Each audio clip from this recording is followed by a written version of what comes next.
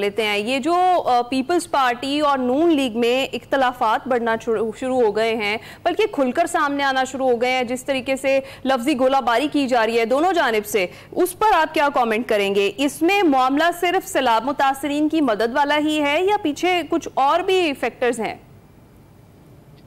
देखिए, मैं आपको बताऊं, पीपल्स पार्टी ने एक मुआहिदा किया और उसकी इस्टेब्लिशमेंट ही गारंटर है कि सदर जरदारी बन गए, चेयरमैन सेनेट गिलानी साहब बन गए और इनको बलूचिस्तान में हुकूमत दे दी गई।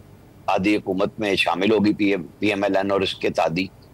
लेकिन एक मुसलसल प्रेशर पीपल्स पार्टी के अंदर पंजाब से खास तौर पर मौजूद था कि एक तो वफाकी वजारतें नहीं ली गई, दूसरे पंजाब में हमें शेयर चाहिए।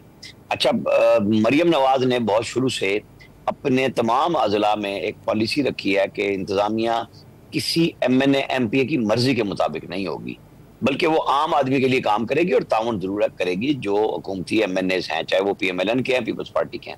इस पे कई दफा गवर्नर हाउस में मीटिंग हुई। मैं आपको एक छोटी सी मिसाल दूं कि एक मीटिंग में आपको याद है बहुत अरसा पहले सलीम हैदर साहब बमबारी करते थे, लफ्जी गोलाबारी चल रही होती थी, तो उन्होंने कहा नहीं मुझे पंजाब हाउस मरी दे दें। तो मरियम नवाज ने कहा भाई आप ऐसे ही बता देते, ले लें, वो अब उनके कंट्रोल में है। मतलब पीछे ख्वाहिशात थी कि कुछ अजला में जहां से पीपल्स पार्टी के लोग हैं, इंतजामिया हमारी हो वो ना हो सकी, ये पक रही थी अंदर ही अंदर। उधर से जो मरियम नवाज ने पहले 3 हफ्ते में हल्फ लेने से पहले कि जीत हो चुकी थी, उन्होंने जो प्लान किया उसको एग्जीक्यूट कर दिया। पंजाब में जितने मंसूबे वो रोजाना की बुनियाद पे गिनवा रही हैं, अमल दरामद कर रही हैं, ये दूसरे सूबों में नापैदा है। मैं यहाँ मॉर्निंग शो में भी, एक्सपर्ट में भी ये बार बार कहता रहा कि एक नादिर मौका है सूबों के पास आपस में मुकाबले का, जिससे आम आदमी की जिंदगी आसान होगी। कि पीपल्स पार्टी सिंध में करे और KP में PTI करे और पंजाब में PMLN करे, तो सेहतमंद मुकाबले में लोगों का फायदा होना चाहिए। अच्छा, अब इसका उलट नजर आया बजाहिर कि सिंध में काम करने की बजाय पंजाब पे तनकीद होती रही, जो मरियम नवाज ने गिनवाई। आप उनके लहजे पे बिल्कुल बड़ी अच्छी तरीके से गुफ्तगू करते हैं, गुफ्तगू का फन कमरजमान कायरा जानते हैं। उन्होंने ठीक कहा कि लहजे पे गौर करें। थोड़ी सी मेरा ख्याल है मरियम नवाज को भी सोचना चाहिए कि उस लहजे को कंट्रोल करते हुए अपने सूबे के अंदर जो अपनी वो खिदमात सर अंजाम दे रही है बतौर वज़ीर आला, वो जरूर गिनवाए। मेरा ख्याल है वो बहुत अच्छे मंसूबे हैं। उनकी टीम ने जो सैलाब में अंत तक काम किया, मरियम औरंगजेब हों, शोएब भरत हों, सलमान रफीक हों, आप ये देख लें, राना सिकंदर हयात हों, जहां वो सूबे में एजुकेशन के ऊपर काम कर रहे थे, वहीं पे वो बैठे हुए सैलाब में आपको और हमें पूरे नजर आए। और सिर्फ ये ऐसे नहीं है, मैंने सलमान रफीक साहब का नाम इसीलिए लिया कि ये ऐसे नहीं था कि ये सिर्फ अखबारात के लिए या TV के लिए कोई फोटो आप थे, अमली तौर पे काम किया और इमदाद के लिए। अब जब वो एग्जीक्यूशन पे जा रही हैं कि रिहेबिलिटेशन कैसे होना है, तो तनकीद हो रही है। और कुछ बेनजीर इनकम सपोर्ट प्रोग्राम के हवाले से, देखिए बेनजीर इनकम सपोर्ट प्रोग्राम सूबों का प्रोग्राम नहीं है, ये मरकज का प्रोग्राम है, जो 2 साल से तजवीज भी आ रही है कि जी सूबों को दे दें या सूबे अपना इसमें हिस्सा डालें। कि विफाक जो अपने सारे वसाइल NFC अवार्ड के तहत पहले ही सूबों को दे चुका हुआ है, इसके बावजूद ये प्रोग्राम चला रहा है।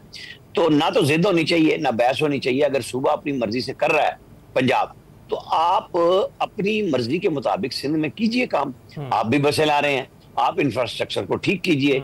अब पंजाब के ऊपर एक बहुत बड़ी जिम्मेदारी आई है। मरियम नवाज जो कह रही हैं कि हम जानवर के भी पैसे देंगे, मकानात के भी पैसे देंगे, तो ये तो सूबे का राइट है ना कि वो कैसे, या तो वो ये जिस तरह उन्होंने कहा कि मैंने मरकज से अभी पैसे नहीं लिए कोई भी, फिर आप कह सकते हैं कि पैसे भी मरकज के हों और आप मर्जी भी अपनी कर रही हो, वो और बात है। हालांकि उसमें भी अरेंजमेंट मरकज और सूबे का होना है। जैसे सिंध के अंदर और KP के अंदर आप जो मर्जी करें, चीफ मिनिस्टर अपनी सवाबदीद के तहत करते हैं। बहरहाल तलखी कम होनी चाहिए, स्पीकर ने कल अपना किरदार अदा किया, राना सनाउल्लाह ने भी बात की है। बिल्कुल, राना सनाउल्लाह ने भी बात की है और जो है हमें कमरजमान कायरा साहब भी बात करते हुए दिखाई दिए हैं। ये बताइएगा आमिर साहब, इस वक्त तहरीक इंसाफ की क्या सूरत हाल है? अंदरूनी इख्तलाफात जो हैं वो हमारे सामने ही हैं और अब अली अमीन गंडापुर कह रहे हैं, टेक ओवर की बातें कर रहे हैं, अलीमा खान की बात कर रहे हैं कि उनकी मौजूदगी की वजह से जो पार्टी में तकसीम पैदा हुई है। इसको कैसे देखते हैं?